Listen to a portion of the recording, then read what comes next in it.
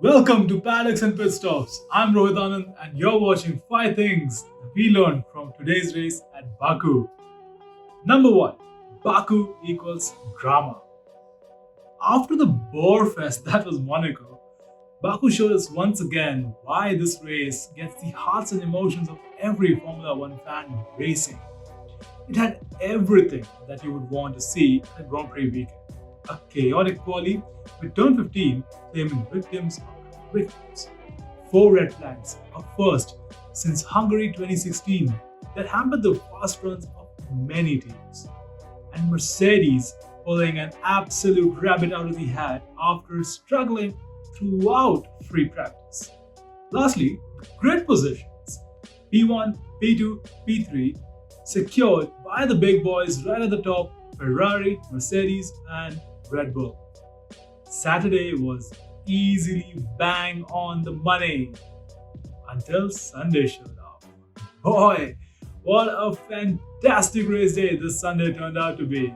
Track battles everywhere, safety car, mega shunts, red flags, performance issues, and at one point, we even had a branch from a tree on the track as well. Well, easy to say, nobody was left feeling shortchanged after watching that race. Well done, Baku, truly well done. Number 2. A shitty day at the office for Mercedes. Just when they thought that things couldn't get any worse than they did in Monaco, enter Baku. Most of Mercedes' struggle this season have come whenever the softer range of Pirelli compounds, the C5, the C4, and C3, are in play during a race weekend. And while they did say after Monaco that they expected to struggle at Baku, even they would have imagined the magnitude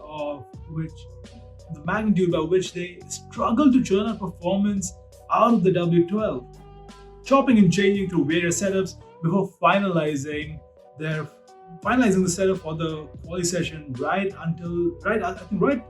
towards the end of FP3.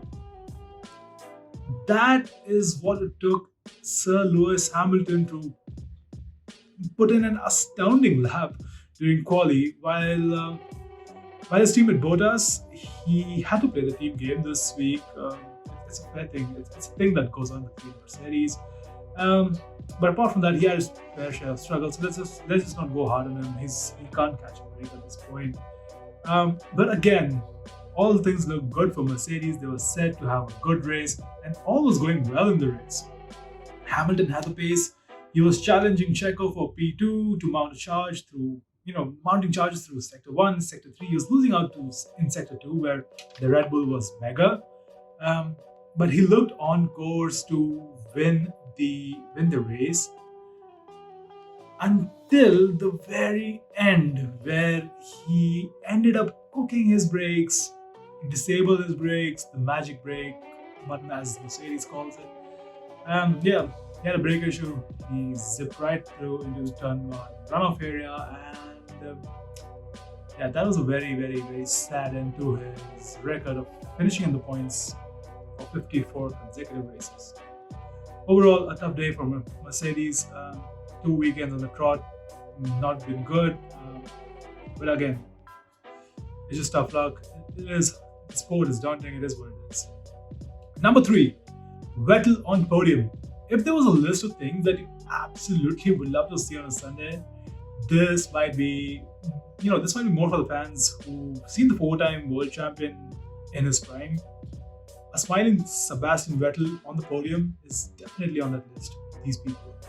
Well, guys, time to check that off, because for the second time in a row, your driver of the day, Sebastian Vettel, drove a spectacular drive that was deserving of a podium, and he came in at P2. Kudos to him. Kudos to the whole Aston Martin team who ran the perfect strategy, supported him throughout the race. Not only help him bag his first podium, but also their first podium since being rebranded as Aston Martin. In the post-race interview, Sebastian stated that they weren't really expecting a strong showing in Baku, but after that race, I'm going to say they need to stop playing the underdog card, especially in places like Baku, which are high-speed circuits, as They show that they have the caliber, they have the performance in the car to really extract the most or the maximum performance out of them. So things look really bright at high speed circuits for the Silverstone based team, and I can see them finding some rhythm slowly but steadily.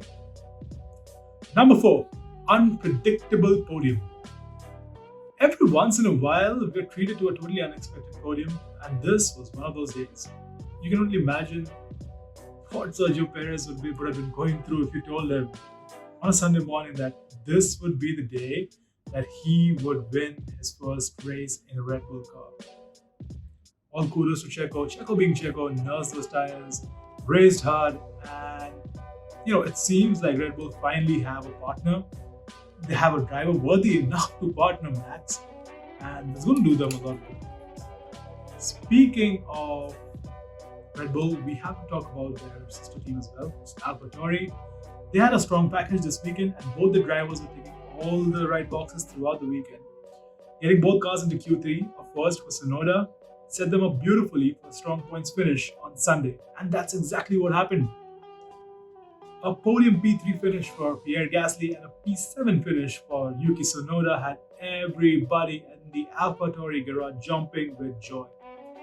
Speaking of joy, I'm going to give special mentions to Kimi Raikkonen, who scored his first points of the season, and that's got the Alfa Romeo leading the race between them and Williams this season by a mere couple of points.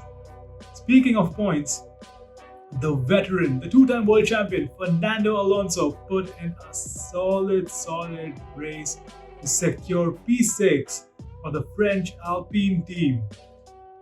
This helped them salvage their weekend to some extent when, after Esteban Ocon had to be pitted, and he had a bad weekend, to be honest. A power unit failure saw his race end up early. But again, Fernando saved the day for the Alpine. To top all this craziness that took place over the race week, surprisingly, this is the first time since Suzuka 2013 that neither Hamilton, Verstappen, and Bottas have managed to score a single point at a Grand Prix weekend. I'm going to put it down. This is definitely one for collector's eye. Number 5. Questions on Pirelli. Since Pirelli have taken over as the sole provider of race tires for race weekends, there have been multiple occasions where questions have been asked over their performance, over the performance of their tires, the structure of the tires, and whatnot. And this race did them no favors at all. With the first incident with Lance Stroll, where he suffered a rear left puncture that sent him right up against the wall, as he was entering the pit lane entry, if I'm not wrong. I think he was entering the pit lane entry, and it sent him right up against the wall. If that wasn't enough, the Max Verstappen crash, the Max Verstappen shunt that took place as he was nearing the pit lane straight, nearing the start exit line. I think it was a bit off, but somewhere close to that. He had a rear right puncture, which then threw him against the right side of the wall. Again, these incidents put big question marks on Pirelli. With the cars turned down a spec from last year, with the tires being more rigid this year, overall the cars being slower, they'll have to figure out what went wrong, and they can only hope that these were punctures or issues that were caused by debris on the track. This being a street circuit, it's very possible that there was debris on the track. But if not, if this was a structure failure, then Pirelli have their work cut out for them, because this is just the 6th race of the season. We've got 22 more races as of now. 22 more races to go. There are 22 races.